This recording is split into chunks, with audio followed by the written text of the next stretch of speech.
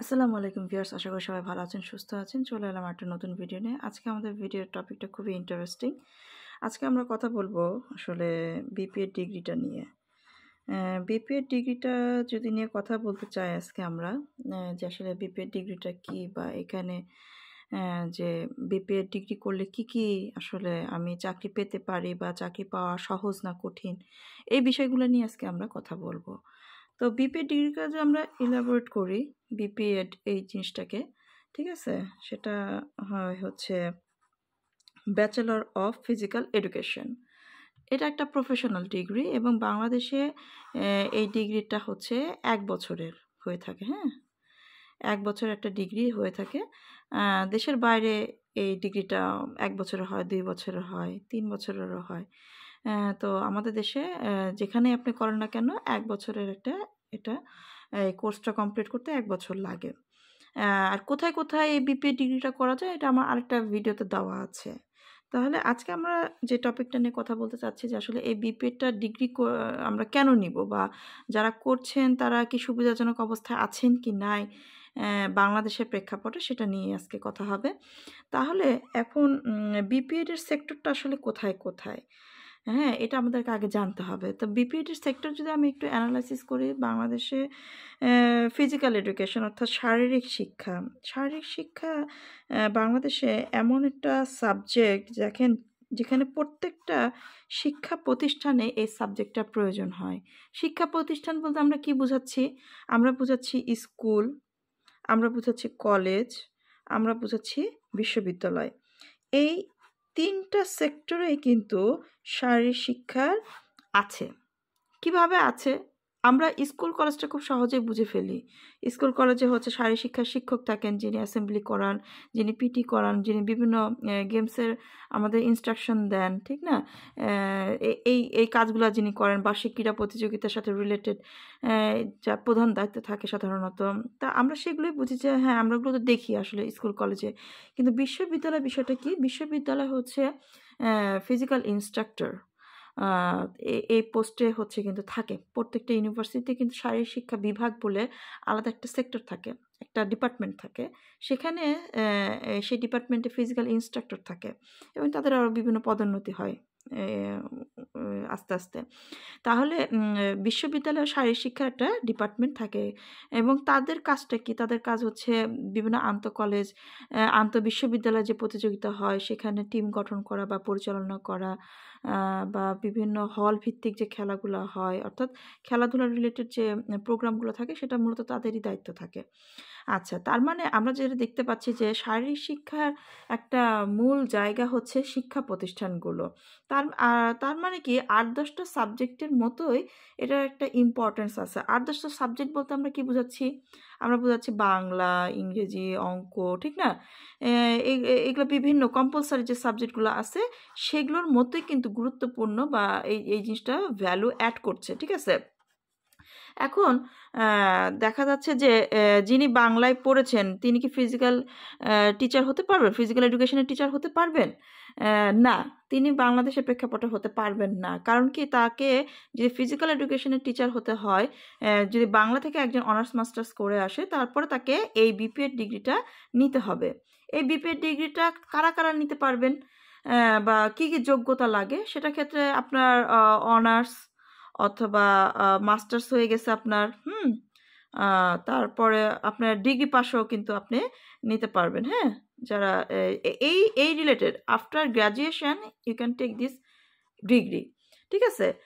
তার মানে আমার যখন গ্র্যাজুয়েশন হয়ে যাবে তখন আমি বিপিএডে ভর্তি হব এবং 1 বছর একটা কোর্স করতে হবে আমাকে বিপিএড, এবং সেখানে পাশ করতে হবে আমাকে, তারপর আমাকে সার্টিফিকেট দেওয়া হবে। তার মানে আমরা বুঝতে পারছি যে যে সাবজেক্টে পড়ি না কেন পরে আমাকে বিপিএড করতে হচ্ছে। কাদেরকে করতে হচ্ছে না?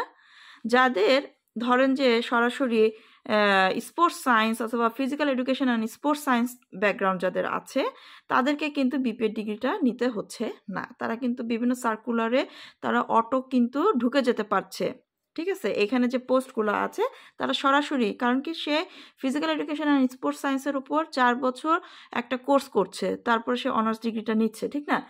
তাকে আর আলাদা করে আর বিপিএড করার প্রয়োজনীয়তা নাই। কিন্তু যারা অন্য অন্য সাবজেক্ট থেকে অনার্স করছেন অথবা মাস্টার্স করছেন বা ডিগ্রিধারী যারা আছেন, তারা কিন্তু 1 বছর এই বিপিএড কোর্সটা করে তারপরে শারীরিক শিক্ষার শিক্ষক হওয়ার জন্য সে নিজেকে আস্তে আস্তে চাকরির দিকে বিভিন্ন পরীক্ষা দিয়ে তাকে যোগ্যতা প্রমাণ করে চাকরিটা পেতে হবে।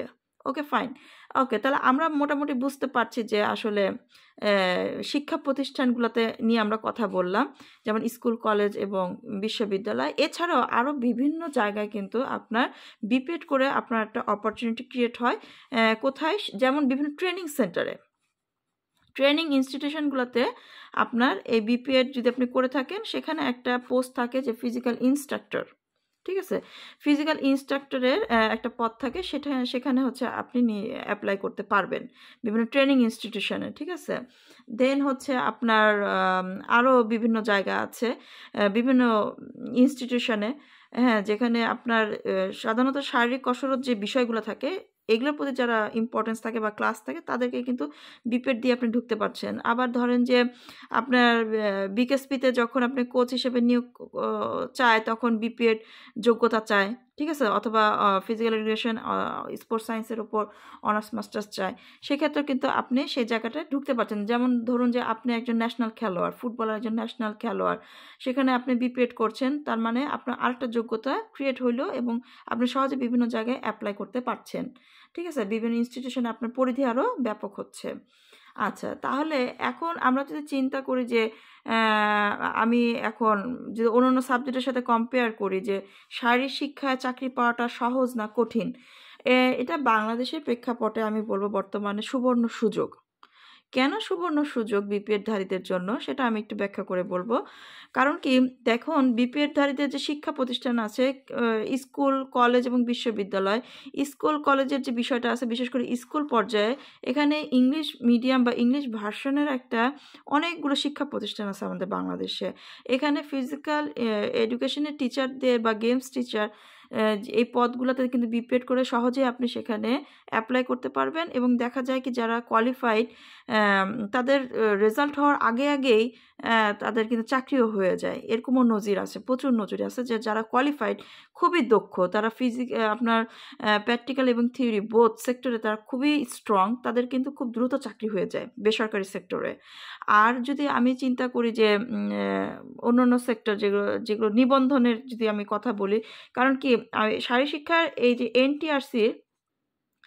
এনটিআরসি এর হচ্ছে আপনার যে নিয়োগ, হ্যাঁ, আমরা যে জানি যে বর্তমানে আপনার স্কুল কলেজের যে পরীক্ষাটা হয় নিবন্ধনের মাধ্যমে, শিক্ষক নিবন্ধন, সেখানে একটা বিশাল অপরচুনিটি। কারণ কি, প্রচুর পদ শূন্য আছে, পদ শূন্যতা প্রচুর, পোস্ট আছে প্রচুর, ঠিক আছে? বর্তমানে যে পরিমাণ পোস্ট ফাঁকা আছে সে পরিমাণ ধরেন যে পাশও করে না, এমন একটা অবস্থা দেখা যাচ্ছে। আমার বিগত অভিজ্ঞতা থেকে বাকি যেগুলো ছিল, আপনার 40+ পাইলেই আপনার চাকরি হয়ে যাচ্ছে। সেখানে আপনি চিন্তা করেন বাংলাদেশের অন্যান্য সাবজেক্টের কথা, আপনি যদি অঙ্কের কথা চিন্তা করেন, আপনি যদি ফিজিক্সের কথা চিন্তা করেন, আপনি যদি কেমিস্ট্রির কথা চিন্তা করেন, আপনি যদি বাংলার কথা চিন্তা করেন, আপনি যদি সামাজিক বিজ্ঞানের কথা চিন্তা করেন, তাদের কি হচ্ছে 40+ পেয়ে কি চাকরি হচ্ছে? এটা কিন্তু কঠিন। কিন্তু এটা শারীরিক শিক্ষায়, অর্থাৎ আপনি বিপিএড ডিগ্রি নিলেই কিন্তু আপনার এই অপশানটা ক্রিয়েট হচ্ছে। তারপরও দেখেন যে পরিমাণ আমরা বলছি যে 40+ পাইলে চাকরি হয় সাধারণত, আমাদের বিগত যে ইতিহাস আমরা দেখছি যে 40+ পাইলে তার চাকরি হয়ে যাচ্ছে। সেক্ষেত্রে দেখা যায় যে ও সেটাও করতে পারছে না, সেখানেও কিন্তু ফেলে একটা বিরাট একটা সংখ্যা ফেল করছে, ঠিক না? তার মানে কি, আমরা 40+ বা 40 পাওয়ার মতো স্টুডেন্ট পাচ্ছি না, ঠিক না, চাকরির পরীক্ষার ক্ষেত্রে, ঠিক আছে? সে বিপিএড পাস করছে কিন্তু চাকরির পরীক্ষার ক্ষেত্রে সে পাস করতে পারছে না, স্বাভাবিকভাবেই তার জবের প্রিপারেশনটা ভালো না, এই জন্য সে পাস করতে পারছে না।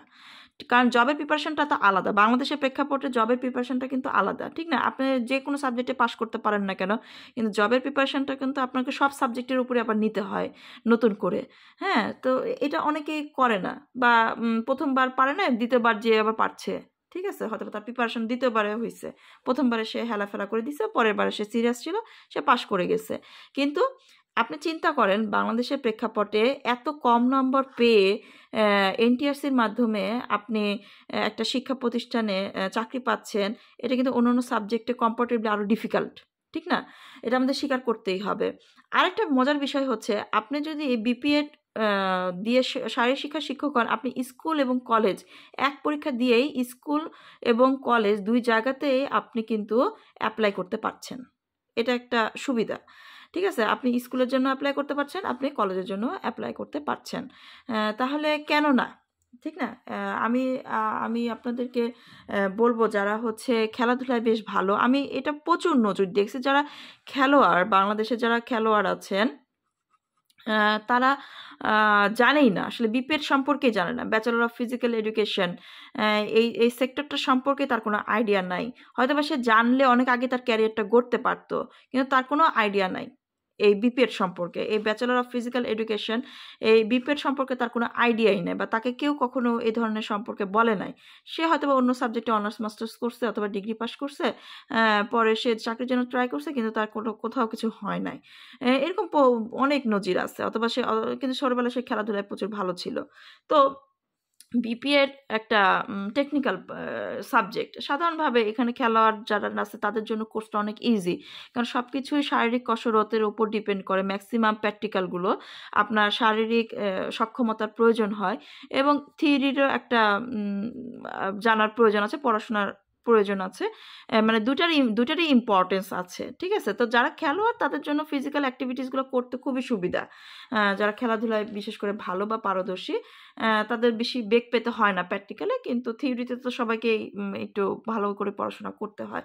তো আমি বলবো যে যারা খেলোয়াড় আছেন, বা ওভাবে প্রফেশনাল খেলোয়াড় না, ছোটোবেলা থেকে খেলাধুলা করেছেন, তারা কিন্তু ইজিলি এই বিপিএড ডিগ্রিটাকে আপনারা করতে পারেন, বেছে নিতে পারেন আপনাদের ক্যারিয়ার হিসেবে। এই ডিগ্রিটা করে আপনারা হচ্ছে ফিজিক্যাল এডুকেশন টিচার হিসেবে আপনারা নিজেদের ক্যারিয়ারটা গড়তে পারেন। এটা বাংলাদেশের প্রেক্ষাপটে অনেক ইজি এখানে ক্যারিয়ার গড়াটা। যদি আমার ক্ষেত্রেও বলেন, সেম। যেমন আমি কিন্তু অনার্স মাস্টার্স করছি ভূগোল ও পরিবেশবিদ্যা থেকে, ঠিক আছে? আমি ভূগোল ও পরিবেশবিদ্যা থেকে অনার্স মাস্টার্স করছি। তো আমাকে যদি বলেন, হ্যাঁ, ভূগোল থেকে যদি আমাকে চাকরি পেতে হতো, তাহলে আমি এই বিপিএড দিয়ে যত দ্রুত আমি আমার ক্যারিয়ারটা গড়তে পারছি, ভূগোলে কিন্তু আমাকে আরও বেশি বেগ পেতে হতো। এটা ট্রু, এটা বাংলাদেশের প্রেক্ষাপটে অনেক ট্রু, এবং কম্পারেটিভলি আমার কাছে মনে হয় যে আমি এই সেক্টরেই বেস্ট। দ্যাটস ওয়াই আমার জন্য এটা না, ঠিক আছে? আমার মনে হয় ভূগোল এবং পরিবেশবিদ্যায় আমার থেকে অনেক ভালো ভালো কোয়ালিফাইড তারা আছেন, যেখানে আমি বেস্ট না, কিন্তু আমার কাছে মনে হচ্ছে আমি এই জায়গাটায় অনেক ভালো করব বাংলাদেশে। দ্যাটস ওয়াই আমি এই জায়গাটাকে খুব হার্ড অ্যান্ড সোল আমি নিজে ট্রাই করছি, এবং আমি মনে করি যে আমি quite successful in the context of বাংলাদেশের প্রেক্ষাপটে আমি কোয়াইট সাকসেসফুল নিজেকে বলতে পারি। আর এখানে যদি ক্যারিয়ার গড়তে হতো আমাকে অনেক আরও বেশি কষ্ট করতে হতো, হয়তো বা আমি এখন বর্তমানে যে পজিশনে আছি সেটা হয়তো বা আমার জন্য কঠিন হয়ে যেত সেই পজিশনে যাওয়াটা। তো আমার মনে হয় যে আজকের এই ভিডিওটা দেখে আপনারা একটু হলেও আইডিয়া পাবেন বিপিএড সম্পর্কে, বিপিএডের কোথায় কোথায় চাকরি হচ্ছে। স্কুল কলেজে বিশাল অপরচুনিটি, বিশ্ববিদ্যালয়ে অপরচুনিটিটা কম, কারণ নিয়োগই হয় কম, ঠিক আছে? এটা আশা করলে ভুল হবে আমি মনে করি বাংলাদেশের প্রেক্ষাপটে, কারণ এখানে সার্কুলার অ্যাভেলেবেল না, আর পোস্ট অ্যাভেলেবেল হলেও খুব পদ সংখ্যা খুবই কম, 1-2 এরকম।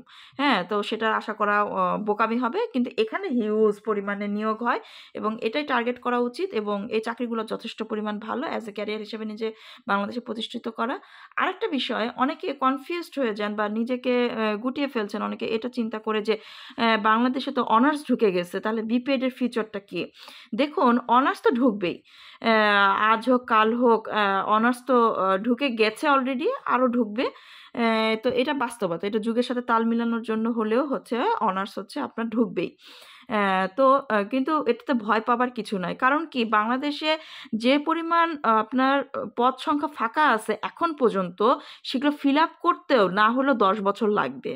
আপনার অনার্সে সেই পরিমাণ স্টুডেন্ট বেরই হবে না। অনার্স বলে তার অনার্স না, একটা ব্যাচ বের হতে 4 বছর সময় লাগে, ঠিক আছে। আর প্রত্যেকটা ইউনিভার্সিটিতে নতুন নতুন করে ব্যাচ ঢুকছে, বা নতুন একেবারে বিগিনিং অবস্থায় আছেন তারা। অনার্সে যদি এস্টাবলিশমেন্টে আসে বাংলাদেশে ফিজিক্যাল এডুকেশন অ্যান্ড স্পোর্টস সায়েন্সের উপর অনার্সের এস্টাবলিশমেন্ট আসতে এখনও যথেষ্ট পরিমাণ সময় লাগবে।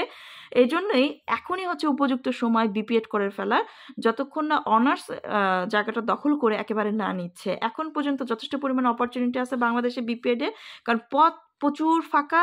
এটা আপনার অনার্স দিয়েও ফিল আপ হবে না, ঠিক আছে। অনার্স দিয়েও ফিল আপ করা সম্ভব না। বর্তমানে যে সিচুয়েশন আছে, এই ফিল আপ করতে গেলেও কয়েক বছর লাগবে।